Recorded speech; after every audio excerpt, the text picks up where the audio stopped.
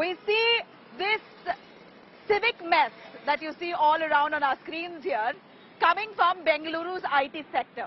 A perennial problem, something that locals here and people who are working in the vicinity are absolutely frustrated. In fact, I'm right now at the Vartur-Kodi junction. This is exactly the area where we see huge flooding that takes place, and the most vulnerable area, because I'm not too sure what civic authorities have done, but the locals here who are all joining me right here behind me claim that multiple attempts have been done to fix stormwater drains and which will eventually result in better traffic flow, have failed, absolutely failed. So it comes down to the lack of will. Are authorities here really willing to solve the problem? And that's my top focus here on State of Board Karnataka. This is our issue, our state, our city, our problems. Not being fixed by netas, but really nobody to address it. Bengaluru's image really taking a severe beating, as these latest images that you see on your screens here have really highlighted the city's civic infrastructure that's now coming down to crumbling. In fact, nearly 2,000 people coming from all over the country land into Bengaluru city to be working along this IT sector area, along the Mahadevpura constituency where there's Whitefield, there's Electronic City, there's Vartur. These are areas where all the IT offices are literally aligned.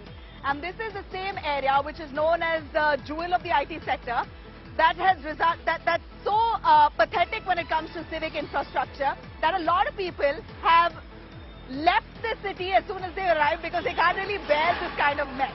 And I have with me a bunch of locals here. In fact, they've come up with an organization to fight this issue.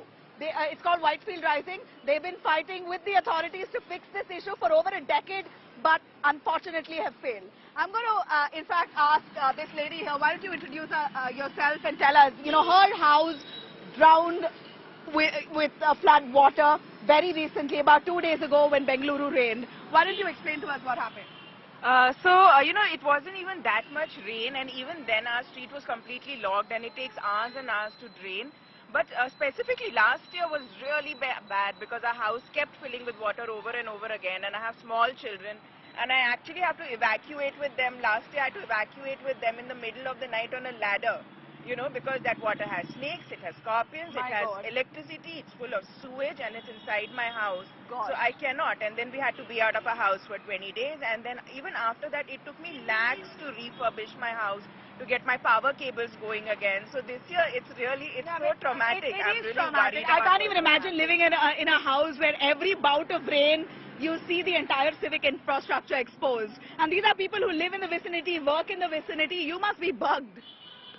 Right. Hi, thank you. I am Raj, local here, and I am residing here since last 10 years. And last year, September, when it rained, completely 2 basements of ours were totally submerged with water, and we have to evacuate. If I can ask my camera to actually pan on this area here, because this is the most vulnerable area. Go on, sir. And 48 flat people have to evacuate for almost 15 days, and we spent more than 1 crore to regain the whole thing back to life.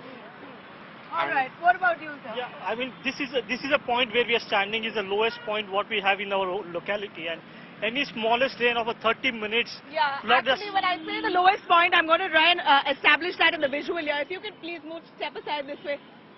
There you see the road here. It comes down to a slope. It's literally. This is the lowest point what we have in our locality, and just across the lowest point we have this sewage next to us, but it is not absorbing any water because it is at a higher level.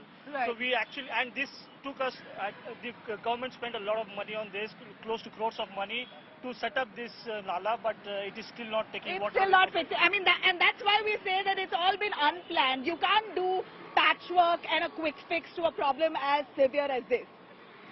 So my name is Rao. I guess the main point I want to emphasize is this is also a very high, density traffic area.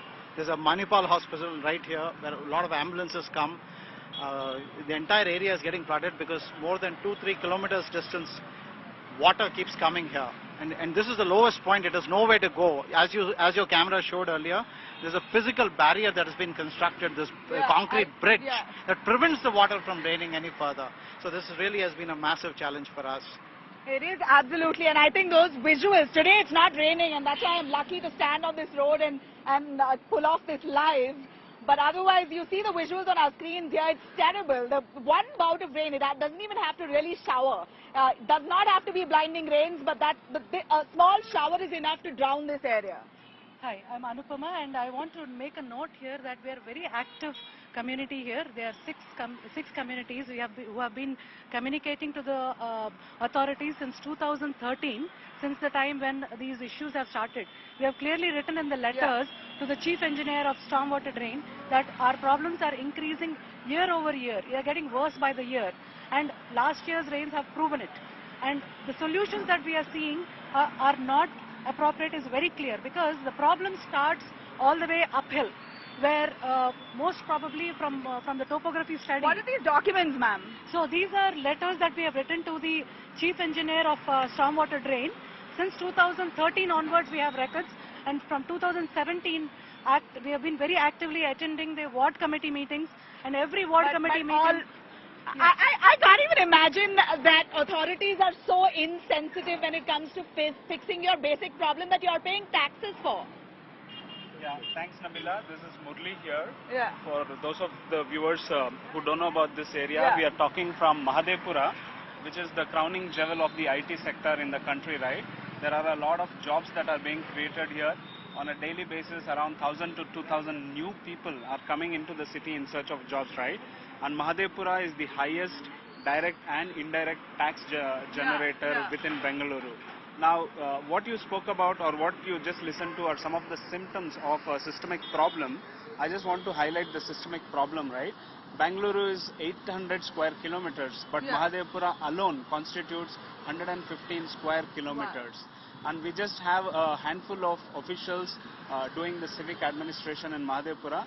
We are talking about stormwater drains. We just have one ward engineer and one assistant executive engineer for the whole of 115 square kilometers looking at the stormwater drains, which is definitely not sufficient, right?